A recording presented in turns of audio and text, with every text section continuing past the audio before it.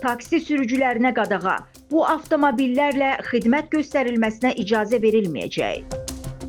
Report xəbər verir ki, Azərbaycan Yerüstü Nəqliyyat Agentliyi taksi fəaliyyəti ilə məşğul olan şəxslərə çağırış edərək bildirir ki, növbəti illərdə istehsal tarixindən 15 il ötmüş avtomobillərin taksi fəaliyyəti üçün istifadəsi mümkün olmayacaq. Bunu nəzərə alaraq köhnə nəqliyyat vasitələrinin, xüsusən də istehsal tarixi 2011-ci il olan avtomobillərin verilmiş müddət ərzində yenilənməsi tövsiyə olunur.